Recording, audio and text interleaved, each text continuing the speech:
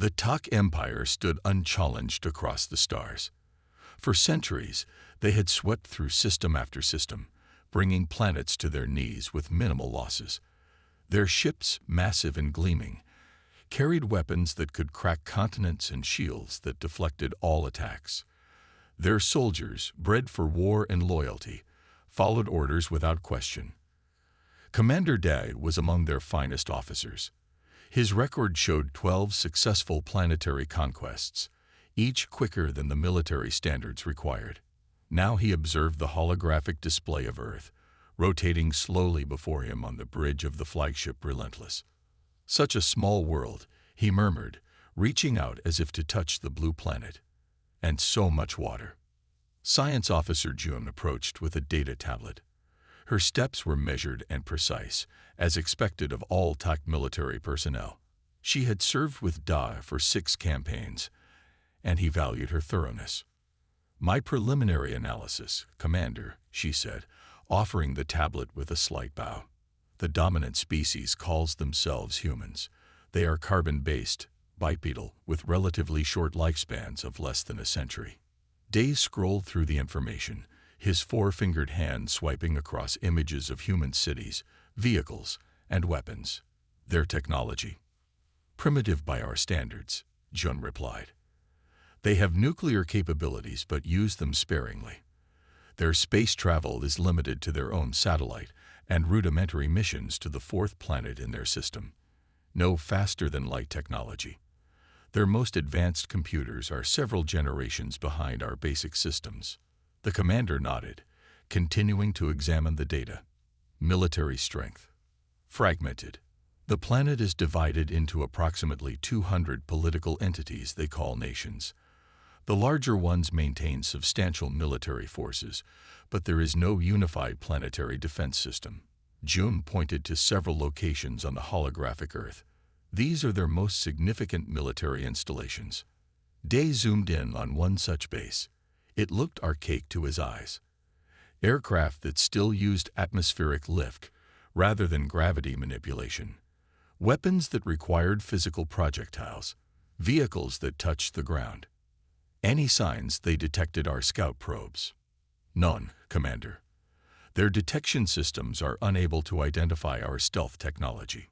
Day smiled, revealing teeth that had evolved from the fangs of his species' predatory ancestors. "Good. This will be a standard conquest then. Prepare a reconnaissance team. Lieutenant Hana will lead." Lieutenant Hana was young for her rank, but her skills in infiltration and observation were unmatched.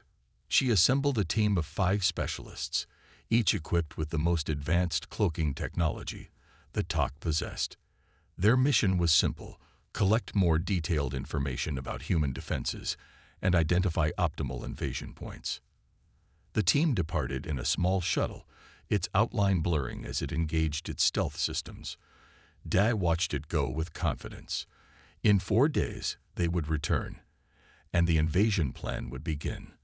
Another routine conquest for the glory of the Empire. 3 days passed with no communication from the reconnaissance team. Dai was not concerned at first. Strict communication discipline was expected during stealth missions, but when the 4th day came and went with no sign of Hana's team, he began to feel a flicker of unease. "Any signal from Lieutenant Hana?" he asked the communications officer on the 5th morning. "None, Commander," came the reply. "Their scheduled transmission window passed 16 hours ago." Dave frowned. "Send a probe to their last known coordinates." The probe returned with no sign of the team or their shuttle. Now Day was genuinely concerned. He was preparing to send a second, larger team when the sensors officer called out, "Commander, detecting our shuttle approaching. Heavy damage to its stealth systems." The shuttle limped back to the Relentless, its once sleek hull now scared and dented. Of the 6 crew members, only 3 returned. Lieutenant Hana was among them, but she was injured, a crude bandage wrapped around her arm. "What happened?" Dai demanded as medical staff rushed to attend to the survivors. Hana's yellow eyes were wide, her normally composed demeanor shaken. "They detected us, Commander. Somehow they knew we were there." "Impossible." Day replied. Their technology cannot penetrate our stealth fields. It wasn't technology, Hannah insisted. At least, not any we could identify. We followed protocol, observing from high altitude. But when we descended to collect samples from a military installation, they were waiting for us. Day shook his head. You must have made an error, revealed yourselves somehow. No, Commander. Hannah's voice was firm despite her injuries. We tested different approaches at 3 separate facilities. Each time, they reacted as if they could see us clearly. They have some detection capability we don't understand. Science Officer June, who had been reviewing the shuttle's sensor logs, looked up. She may be right, Commander. There are anomalies in the readings. The humans deployed countermeasures that seem specifically designed to track our energy signatures. That's not all, Hannah continued. They adapted quickly. The first facility merely tracked us. The second attempted capture. The third, she gestured to her wounded team members.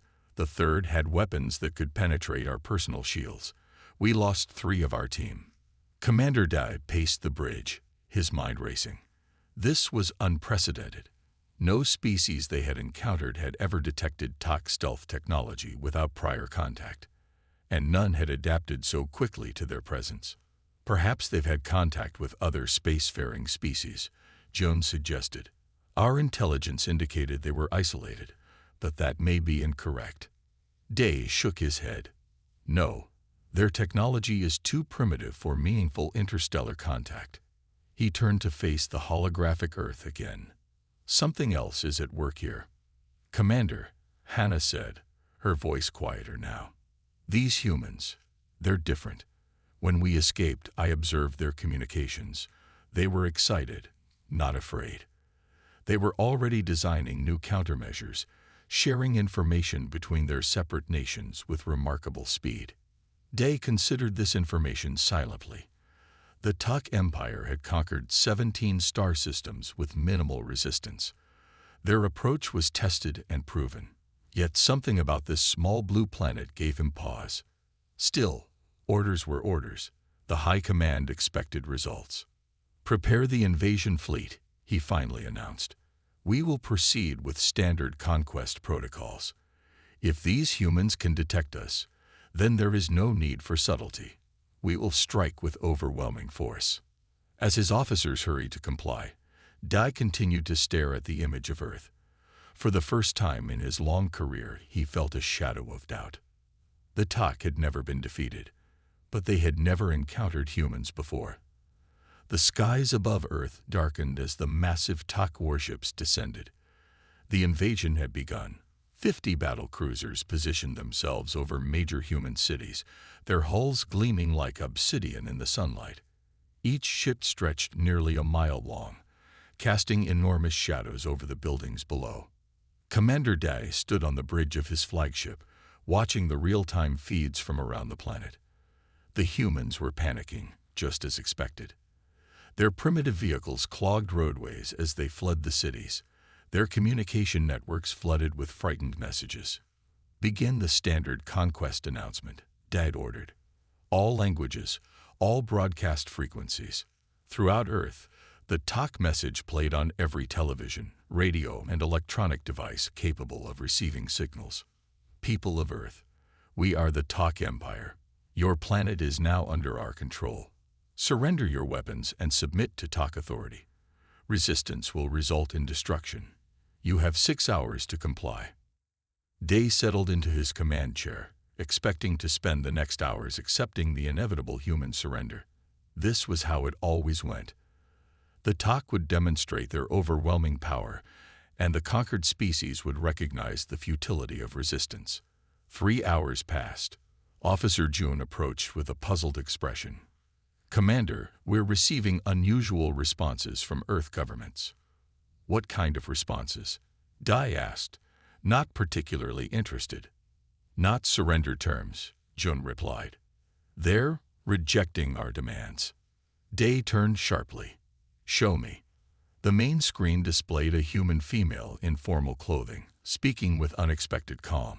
To the forces threatening our world, Earth will not surrender. We stand united against your aggression. We have faced threats before, and we will face this one together. Similar messages followed from other human leaders. No fear, no surrender, only defiance. They must not understand their situation, Daz said, irritation evident in his voice. Proceed with Phase 2. Target military installations first, then government centers. The TOC ships opened fire. Energy beams lanced down from the sky, reducing buildings to rubble. The humans' primitive aircraft rose to challenge them, but were swatted away like insects. Their missiles couldn't penetrate TOC shields. Yet something was wrong. The human military wasn't breaking. Instead of scattering in panic, they were organizing, adapting their tactics even as they suffered heavy losses. Colonel Su, commanding ground forces in North America, sent his first report 12 hours into the invasion. Landing successful but meeting heavy resistance. Humans employing guerrilla tactics. They know their terrain and use it effectively. Request additional troops. Day granted the request, but was disturbed by the need for it. An experienced commander like Su should have easily secured his assigned region against primitives. Similar reports came from other landing zones. The humans weren't fighting conventionally. They struck quickly, then disappeared into forests, mountains, or urban settings. They used their own buildings as traps, luring TOC soldiers inside and then collapsing the structures. 3 days into the invasion, Officer Jun delivered more troubling news. Commander, our communications are being intercepted. The humans are learning our codes. Impossible, Daz said. Our encryption is beyond their technology. Nevertheless, Jun insisted, they're adapting faster than anticipated. And there's more. Nations that were enemies just days ago are now sharing resources and intelligence. On the main screen, Da watched footage of human soldiers from different countries fighting alongside each other. Their equipment varied, but their coordination was impressive. A week passed. The TOC controlled the skies but were struggling on the ground. Human resistance was growing, not diminishing. More disturbing were the reports about human scientific responses. They're studying our technology, Jun reported. Every crashed ship, every fallen soldier becomes a research opportunity for them. They've already developed rudimentary countermeasures against our basic energy weapons. Colonel Su's next report was even more alarming. Humans using our own weapons against us. They've modified captured TAC rifles to be usable by their physiology. Their scientists work incredibly fast. Request emergency reinforcements and strategic reassessment. Day paced the bridge, his confidence fading. This wasn't how conquests were supposed to progress. By now, the humans should have surrendered or at least shown signs of breaking. Instead, they were becoming a more formidable enemy each day. We need to escalate, he decided. Prepare the orbital bombardment of their major population centers. Perhaps they need a stronger demonstration of our power. The TOC ships positioned themselves and fired their main cannons. Destructive energy rained down on human cities. The death toll was enormous. Yet instead of crushing human morale, the bombardment seemed to strengthen their resolve. Their counterattacks became more coordinated, more desperate, and more effective. 2 weeks into what should have been a simple conquest, Day received a direct communication from the High Command. The aged face of Supreme Commander Wook filled the screen, his expression severe. Commander Day, explain the delay in securing the human planet. Day straightened his posture. Supreme Commander, these humans are unusual. They adapt quickly and fight with unexpected tactics. They are primitives, Wook replied coldly. Your excuses are unacceptable. With respect, they've united globally against us. Their scientists are reverse engineering our technology at an alarming rate. Wook cut him off. Complete the conquest at any cost, Commander. The TOC Empire does not fail. If you cannot accomplish this simple task, you will be replaced. The communication ended abruptly, leaving Dai staring at a blank screen. That night, as Dai reviewed battle reports in his quarters, He received an urgent call from a forward base in what humans called Europe. "Commander." The officer's voice was panicked. "The humans have developed some kind of pulse weapon. It's disrupting our shield harmonics. We've lost 3 dropships and over 200 soldiers. They're overrunning our position." Similar reports came in from across the planet. The humans had identified a weakness in TOC shield technology and exploited it ruthlessly. "How?" Dad demanded of Officer June. "How did they develop this so quickly?" June's analysis was sobering. "They collaborate differently than any species we've encountered. They share information openly across their scientific communities. They improvise. They take risks we would consider reckless." Day looked out at the Earth below, now no longer seeming small or vulnerable. The TOC Empire had never failed in a conquest before, but they had never faced humans before. He composed his report to High Command, knowing it would not be well received. Invasion proceeding with significant resistance. Human adaptation rate exceeds all known species. Request additional forces and revised conquest timeline. The response was brief. Complete the conquest at any cost. Day stared at those words, wondering for the first time in his career if the TOC had finally met an enemy they couldn't easily defeat. Thunder crashed across the Himalayan sky as rain poured down on the massive TOC base. The alien compound sprawled across what had once been a remote valley, now transformed into a fortress of metal and energy shields. Towering walls surrounded research laboratories, barracks, and landing pads where TOC ships constantly arrived and departed. Commander Dai stood at the observation window, watching lightning flash against the mountains. 3 months of brutal warfare had changed him. The confident military leader now looked tired, his uniform no longer perfectly pressed, his posture slightly stooped. "Status report," he said without turning around. Officer June approached with her data tablet. Once neat and precise, she now moved with the wariness of someone who had seen too much combat. "Not good, Commander. Our forces in what they call Australia have been pushed back to coastal positions. In Europe, we've lost control of 3 major cities in the past week. Africa remains contested, with heavy fighting around our bases." Day nodded. This was becoming routine, a steady stream of setbacks and retreats. "And North America?" Colonel Sue reports increased resistance. "The humans are using new weapons that can penetrate our armor. They appear to be modified versions of our own technology." The commander finally turned from the window. "How? How are they doing this? We've been conquering worlds for centuries, and no species has ever adapted so quickly to our technology." Before June could answer, an alert sounded. She checked her tablet and frowned. "Sir, we're detecting unusual energy signatures from multiple points surrounding the base." "Humans?" "Yes, but..." She looked confused. "The signatures don't match any human technology we've documented. They're using something new." Day moved quickly to the command center, where a 3-dimensional map showed the mountainous terrain around them. Hundreds of small red dots appeared on the map, surrounding the base on all sides. "How did they get so close without detection?" Dad demanded. The sensor officer looked up nervously.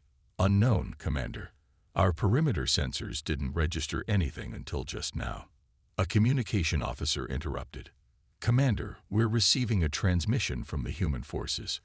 "Put it through." The main screen activated, showing a human female in what appeared to be a military uniform. Her face was weathered, with a scar running along one cheek. Mountains similar to those surrounding the TOC base were visible behind her. "This is General Park of the United Earth Defense Force. We have your base surrounded. Your shields are about to fail. Surrender now, and your people will be treated according to interstellar laws of war." Day almost laughed. "Your primitive weapons cannot penetrate our shields." This pathetic attempt at intimidation. An explosion rocked the command center, cutting off his words. Alarms blared throughout the base. "Shield integrity at 70%, shouted the defense officer. "Unknown weapon type hitting us from multiple vectors." "Impossible," Dodd whispered. Then louder, "Launch all fighters. Target their positions and eliminate them. TAC aircraft roared from their hangars, sleek and deadly. They streaked toward the human physicians, weapons primed. What happened next would haunt Day's nightmares forever.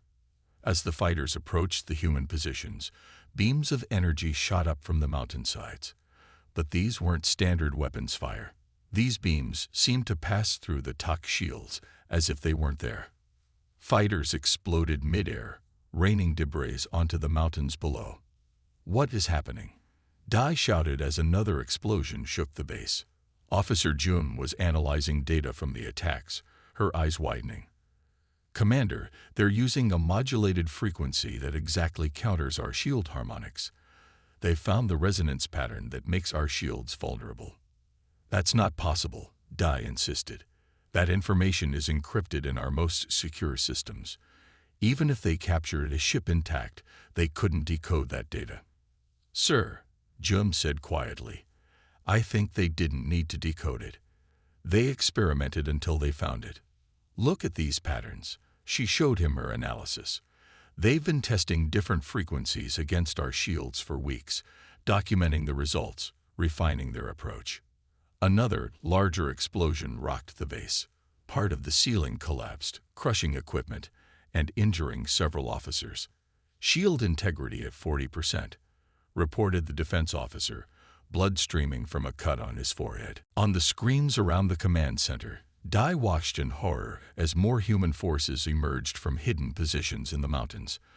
They carried weapons that looked like crude combinations of TAC technology and human design. Makeshift, but effective. "They're advancing on all sides," reported the tactical officer. "Our perimeter defenses are failing." Day made a decision. "Prepare the emergency protocols. Destroy all sensitive technology and data. We cannot allow them to capture anything else." "Sir," Jum said hesitantly, "if we do that, our own shields will collapse completely." "We have no choice," Dai snapped. "Begin evacuation to the battleships in orbit. We'll regroup and return with a larger force." As officers rushed to comply with his orders, a subordinate approached with a tablet. "Commander, we've identified the source of the shield technology the humans are using. It appears to be based on research by a human scientist named Kim. Our intelligence indicates she reverse engineered it from the wreckage of the cruiser we lost over their Pacific Ocean last month." Day took the tablet, staring at the image of a human female with determined eyes and a serious expression. "One scientist did this." "Not alone," the officer clarified. "She shared her findings with scientists around the world. They all contributed improvements, refining the technology much faster than any single lab could have." Another explosion, larger than before, rocked the entire base. The lights flickered and went out, emergency lighting casting everything in an eerie red glow. "Shield integrity at 15%. Breach in sectors 7 through 12. Humans have entered the base." Day made his way to the communication station, pushing aside debris. "Send an emergency signal to the fleet. Priority 1. He paused, then spoke words no TAC commander had ever had to say before. "Request immediate reinforcements and strategic counsel. Enemy combatants showing unprecedented capabilities." The communication officer looked stunned but complied. Outside the command center, sounds of fighting grew closer. The sharp crack of human weapons mixed with the higher-pitched whine of TAC energy rifles. "Commander," Officer Jun said urgently, "we must evacuate now. The last transport leaves in 4 minutes." Day nodded, suddenly feeling every one of his years of service. "Initiate self-destruct on the base. 10-minute delay." As they rushed through corridors filled with smoke and wounded soldiers, Dai saw firsthand what his reports had described for months. Humans fighting with incredible determination, adapting TAC weapons for their own use, using the base's layout against its defenders. They reached the transport just as the human forces broke through to the landing area. As the ship lifted off, Dai watched through the viewport as the massive base, the TAC's largest installation on Earth, erupted in flames and explosions. "They shouldn't have been able to do this," Officer Jun said, staring at the destruction below. "Not with their level of technology." They reverse-engineered it from our crashed vessels. Day replied grimly. These humans, they learned too quickly. In orbit, the reality of their situation became clear. 3 TOC battleships had been destroyed, their burning hulls falling through Earth's atmosphere like dying stars. For the first time in his long career, Commander Day felt fear, not just for himself, but for the TOC Empire. They had awakened something on this small blue planet, something they might not be able to control. The rebuilt United Nations building gleamed in the morning sun. Its glass walls had been restored using a combination of Earth materials and TOC technology, creating a structure stronger than either civilization could have built alone. Inside the Grand Hall, an unprecedented gathering took place. Supreme Commander Jin of the TOC Empire stood stiffly before the assembled human representatives. His blue uniform, once a symbol of terror across 17 conquered worlds, now seemed diminished. Behind him stood a small delegation of TOC officials, their expressions unreadable. 1 year ago, TOC ships had darkened Earth's skies. Today, those same skies were patrolled by human vessels built with reverse-engineered alien technology. The room fell silent as Jin stepped forward to the central podium. His translator device hummed softly as he began to speak. On behalf of the High Command and the Emperor, I am authorized to present these terms. There was no emotion in his voice, but those who understood TOC body language could see the subtle signs of his humiliation. The TOC Empire recognizes Earth's sovereignty and the right of humans to exist without interference. Jin continued reading from the document before him, each word more incredible than the last. The Empire would withdraw all forces from Earth's space. They would provide reparations in the form of technology and knowledge. They would recognize human authority in this sector of the galaxy. When he finished, Jin placed his hand on the scanner that would record his biometric signature. The treaty was official. The unthinkable had happened. The mighty TOC Empire had sued for peace. As the human delegates broke into applause, Jin's gaze swept across their faces. He saw no gloating, no cruelty, only relief and determination. These creatures had accomplished what 17 other species could not. They had defeated the undefeatable. After the formal ceremony, a small reception was held in an adjacent room. Officer Jun, who had served with Commander Day throughout the conflict, stood near a window overlooking the rebuilt city. She had survived the war and now served as a scientific liaison between the two species. A human woman approached her, offering a drink. Dr. Kim, Jun acknowledged with a small bow. She recognized the scientist who had first discovered the weakness in TOC shield technology. Officer Jun, Kim replied with a similar gesture of respect. I've been hoping to meet you. Your technical papers on quantum harmonics were very helpful in our research. Jun tilted her head. You read my papers? They were classified military documents. Kim smiled slightly. We became good at accessing things we weren't supposed to see. Several other human scientists joined them, forming a small circle away from the political discussions happening elsewhere in the room. I would like to ask a question, Jun said after a moment. With your permission. The humans nodded encouragingly. How did you defeat us? She asked simply. We had conquered 17 worlds before yours. We had technology centuries beyond your development. Yet in 1 year, you drove us from your planet and forced the Empire to its knees. How? The scientists exchanged glances, and then the oldest among them, a man with gray hair and kind eyes, answered. Because we've been fighting each other for thousands of years, he said. We know war better than peace. Our history is written in conflict. But that alone wouldn't be enough, Kim added.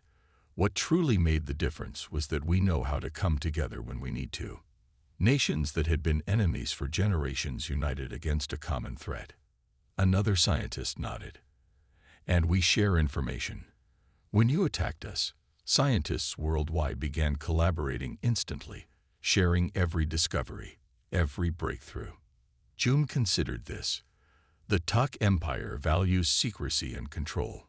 Knowledge is compartmentalized, shared only on a need-to-know basis. That was your weakness, Kim said gently. For us, open collaboration creates exponential progress. One lab makes a discovery, another improves it, a third finds a new application, all within days. As the reception continued, similar conversations were happening throughout the galaxy. The news of the Tak defeat spread rapidly, carried by merchants and travelers through the 17 subjugated worlds. On Veril, the first world the Tak had conquered centuries ago, people gathered in secret to discuss the impossible news. If humans could defeat the Empire, perhaps they could too. Within months, rebellions sparked across Tak territory. Some were quickly crushed, but others gained momentum, especially when human advisors arrived with technology and tactics. Commander Dai watched these developments from exile. Once the Empire's most promising military leader, he had been blamed for the initial failures on Earth and stripped of his rank. Now he lived in a small dwelling on an outer colony, writing his memoirs. His modest home was filled with data terminals where he tracked the Empire's gradual collapse. Today, he watched footage of human ships arriving at Veril, not as conquerors but as allies, bringing medical supplies and defensive technology. In his journal, Dai wrote, "We thought ourselves unbeatable until we met humanity. We didn't just lose a war, we lost our understanding of the universe. For in this vast galaxy, it is not technology that determines true power, but adaptability, creativity, and the will to survive against all odds. These humans taught us that, though the lesson came at the highest price. 5 years after the peace treaty, Earth had established itself as a central power in galactic politics. The former Tak Empire had fragmented into a confederation of independent worlds, many of them now allied with Earth. Human ships explored further into the galaxy, not seeking conquest but knowledge and friendship. Their reputation preceded them, a species that had defeated the mighty Tak, not through superior technology, but through cooperation, innovation, and unyielding determination. On the 10th anniversary of the peace treaty, a special gathering took place on Earth. Representatives from 24 worlds, including former Tak colonies, met to form the Galactic Council. Officer Jun, now an ambassador for the new Tak Confederation, watched as the human representative was elected as the first council president. The vote was unanimous. Later, at the celebration, Jun found herself again in conversation with Dr. Kim, now the head of Earth's interspecies scientific exchange.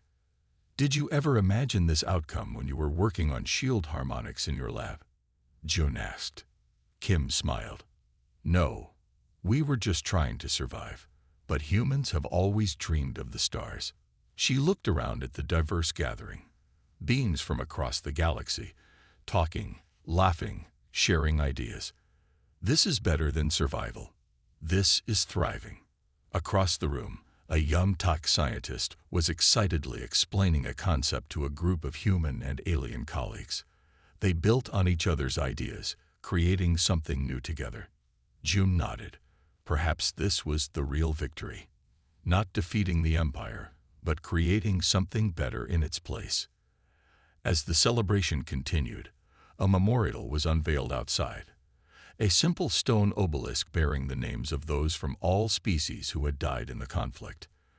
Underneath was inscribed a message in multiple languages. They thought they were unbeatable, until they met humanity, and humanity thought they were alone, until they met the galaxy. Together, we are stronger than apart.